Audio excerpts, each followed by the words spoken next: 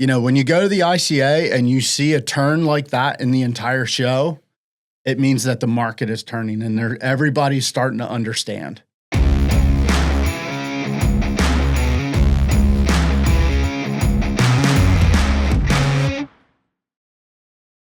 All right, everybody, welcome back to the Kleen-Rite Radio podcast. I'm Fix It with Phil, and as always, I'm joined by my good buddy, Marc Tyndale. Marc, we're back from the ICA.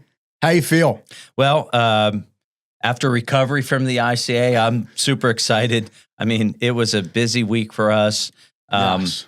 There's a lot of energy that's been pumped into the self-serve and IBA segment of our industry. It was great to hear from all the people that traveled all across the country to talk to us. Mm-hmm. All the self-serve manufacturers seem to be humming. They're rallying. The energy has been brought into the industry, and people are redoing their sites. I can tell you this, for the amount of shows that I've been to, this ICA, you could feel the excitement for in-bay and self-serve. Yes. It was amazing. The seminars themselves, we did our seminar, which went really, really well. There were a couple other good self-serve seminars there, and you could tell people were there to learn. They were interested in their business. They were trying to make the moves and the steps in the right direction to get there. I came home. I couldn't even believe that I still had a voice we talked that much. I'll tell you what, too, good, bad, or indifferent. I saw maybe a small crossover, too, that we got a few looks from some guys who have self-serve that they've neglected attached to their tunnel. Yeah. And I think 3 people are looking to redo their self-serves that they've left go because they focus so hard on whether it's full serve or exterior or their express tunnel. Yeah. It's turning into a pretty big thing. These guys are seeing the writing on the wall. They know that the market is there and they know how to leverage it. They did it in the express or the full serve, and they're turning full circle and coming back to the self-serve and IBA segment. Guys, everybody out there, it is a huge conversation right now. And if you're not part of the conversation, you need to join it. Yeah. And probably my biggest surprise, and maybe you too, because we didn't talk much on the floor because we were so busy. But the biggest surprise I had were the half a dozen people that we were talking to about coin boxes that still do not have credit. Aren't leveraging credit the right way. Or not leveraging it the right way. There's a few of those, and they're still questioning whether they should do it. Yeah. And I thought that was interesting. I mean, we can finish that up with the same message we give every time, guys. If you're not taking credit, you're missing the boat. You've missed it. Yeah, you've missed it. The boat is left. The boat is left. You're going to have to swim a little bit. Get out here to us. Get on board. Get on the boat. Get credit card in your sites as soon as possible, and really reap the rewards of taking credit at your site. Some of the other things that I noticed at the ICA this year, which I was kind of taken aback by, but not really, after I thought about it, too surprised about. The amount of full tunnel setups versus the amount of IBA setups that were shown, you could see that the show took a little bit of a twist there. It did. There was more there were more booths. The booths got bigger. Yes. From the IBA self-serve manufacturers. Yes. And there was a lot of bodies around them. A lot of bodies. They brought a lot of people. They brought a lot of gear to show. And it was really exciting for me because, when you go to the ICA and you see a turn like that in the entire show, it means that the market is turning and everybody's starting to understand, right? We're here. It's still a strong business. And, they're putting their money where their mouth is. Yeah, it's not new. It's just a cycle. It's just cycling back a little bit. Yep. And it's a good cycle. Some other things that I noticed, right, or some other things that I take away from the show was talk to a lot of new operators. Yes. Brand new operators, people, you had one gentleman who is closing on his site who already put an order in for equipment and all kinds of stuff. Waited 3 hours. He is gearing himself up. He's in the pond with us. He's gearing himself up for success before he even settled on that site. There's a lot of this starting to happen. I take great encouragement from it. I probably talked to at least a half a dozen first-time ICA, first-time car wash show, first-time car wash. Mm-hmm. That is, and they admittedly know nothing. Yeah, but they're doing it right. They're doing the research. They're going to the show. They went to all the seminars. Yep. Asking all the right questions, and they're probably going to do a really good job because they're doing it the informed way. Right. Yeah. They're getting educated at the ICA about their business. They're listening to the podcast, and they're taking the steps that they need to take to run a successful business from the gate, right? Which is very, very important. Couple other things I noticed. What? Lot of dog washes out there. There were right a lot now. of dog washes. There was a lot of dog washes at the show. That's kind of encouraging. People are starting to rethink outside the box a little bit. We gave one away. Yeah, we gave a dog wash away. Guy in Virginia, I believe. Virginia won it. Yeah. Congratulations. Yeah, congrats to you. Enjoy it. It is going to be a great profit center for you. It's a beautiful dog wash. But I can say I think I counted 7 different dog washes, I believe. Yeah, at least. We're on the floor at least. So there's a lot of manufacturers putting their hands into that box now, which is encouraging, right? All of these things are coming full turn, like you said, that cycle. It's coming full turn, and it's very exciting. And I must say that the energy was very different at the show. The show itself was extraordinary, right? But the energy from the people on the floor, not only the people that came with the manufacturers, but the people that were at the ICA to attend the ICA, the energy was different, right? It was. Right? Yeah. People were excited. Yeah, and the ICA admittedly is excited. Yeah. They're investing back into their operational training for self-serve IBA operators, and which they've never had before. Mm-hmm. Because of the demand, they're already doing it with the tunnel operators.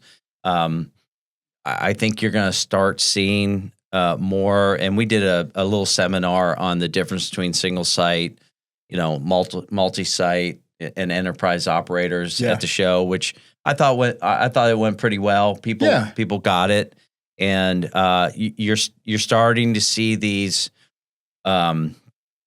This evolution of these multi-site operators come together, and a lot of it is because the lower part has fallen off. Mm-hmm. They've aged out, and they've sold off their sites. So these guys are already operators. They're experienced. They're snatching them up, and they're fixing them up. Yeah, yeah. They're following the recipe.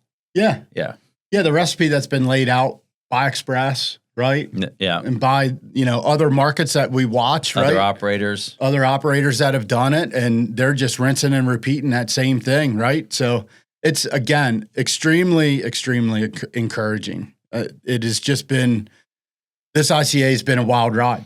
Yeah. It was a good one. I wonder if the question is, can we keep it going? Ooh, I think we need to make a pot of coffee for that. Yeah. Yeah, I'm not going to lie to you. I'm a little tired. I came home with a lot of new ideas, though. A lot of great conversations. Got to see a lot of pictures of people's washes, what they're doing, what their thoughts are. It's always fun to talk to other operators, see how they're cutting their pie up and serving that out to the customer.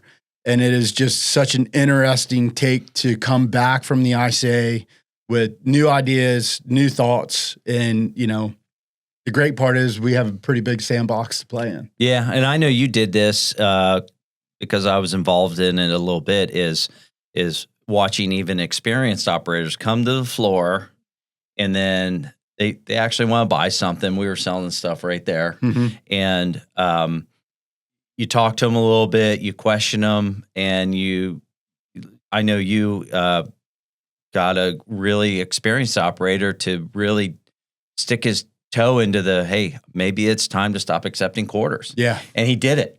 Good for him. Good on him for sure. Yeah. And then we had other folks who were, just looking to upgrade their changers, which is fine. Yeah.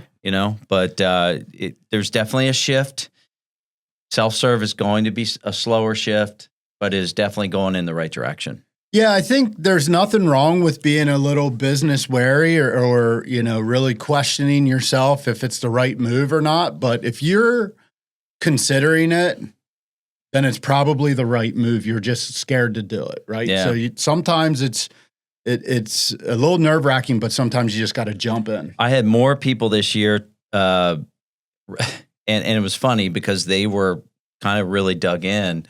I couldn't convince them to, hey, maybe it's time to stop taking quarters. And their whole conversation was how difficult it is to take quarters. The banks don't want them.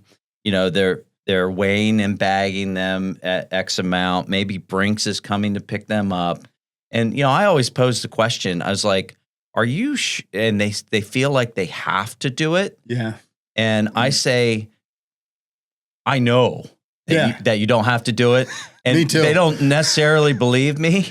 Yeah. But you're going to convert quarter people to bill and credit people, and you're going to make more money while doing it, and you're going to reduce your stress on your operations, and you're going to reduce the stress you have at the bank. Because I can tell you, banks have gone from larger retail operations to smaller, kiosks, less people in the bank. They have central storage now for quarters. They don't put them in their own vaults. They don't want them. Yeah. It costs them money to have them. They're making it hard on you for a reason. Because they don't want to take them anymore. They don't want you to take them anymore. They don't want you to take them anymore. They're just too nice to say it. Yeah, it's I think we're going to have another year or two of it, maybe. Probably 3, 4. Where we're going to have to push a little bit. But, I definitely walked away from ICA with that exact feeling as well. And that to each their own, but yeah. That's a tough conversation to have with people sometimes. Yeah, you can take them to the water, but whether they drink or not is their choice. Yeah. And that's okay. Yeah. What else did we see? What else was cool? What was the one thing you saw that got you a little fired up? Boy, that's right. I was asking everybody on the floor that, what's the one thing you saw while we were at the ICA that got you fired up, that really got your brain turning a little bit more? I think that, man, you kind of stumped me. I have to think about that for a second. Why don't you tell me what yours was? I'm going to fire mine off. Mine was, there is an automatic truck washout for 18-wheelers. Oh, yes. And that thing has me crazy excited. Yeah. Like crazy excited. When you think about what that machine could actually do, in its actual physical mechanics, right? Actually cleaning up an entire semi truck. And then on top of that, the revenue you could do off of a machine like that would be next level. Yeah. Next level. So that was the one thing. And some of the I think the payment options that, we're still growing in that area. I think there still needs to be more innovation. Agreed. But they look good and they need to work good, work well. But I think the manufacturers are putting time into it. They're trying to solve problems, whereas maybe 5 or 7 years ago, it was really about just getting your metal box out there. Yeah. And now, it's really about the customer, the ease of the customer. The kiosks are starting to look more like what you'd see for like a car charger kiosk, more intuitive, easier to buy your club or your bundle and then tie it back into your self-serve or your vacuums. So that would probably be the one thing I saw. The other thing that was really interesting was, and it's so simple, is how many people are excited about playing with the little things, like putting the new FDX nozzles in their self-serve gun. Yeah. People are actually doing that. I want to try that as well. Yeah, me too. Yeah. And the IBA guys are already doing it. Yeah, they're reporting. Unfortunately, they're in front of us again. Yeah, they're reporting. I would say 90 to 95% satisfaction rate with that. There's a few outliers that haven't been able to, maybe make it work. But the activity on just in the self-serve bay, just trying something different and something new. We talked about a lot of momentum today, but let's put a bow on it. Let's wrap this thing up. Yeah, let's wrap it up. I think coming off the huge momentum of the ICA, we're right around the corner from the Kleen-Rite Expo. It's going to be very, very well attended. Right. I think that we can make it the biggest Kleen-Rite Expo ever. In November in PA. We're going to do some car wash tours. We're going to see some really great sites, probably a site that maybe didn't even need it, but got it done anyway because they're following the recipe. And I think it's going to be a great opportunity for everybody to learn more about self-serve, IBA segment, meet the folks here at Kleen-Rite and get to know, who you're talking to on the phone even better. And if you don't know us, this is a great opportunity for you to come out and get to know us. And meet these other operators that are really having success. Yeah, join the car wash community, reach out, come out to the expo, come and see us.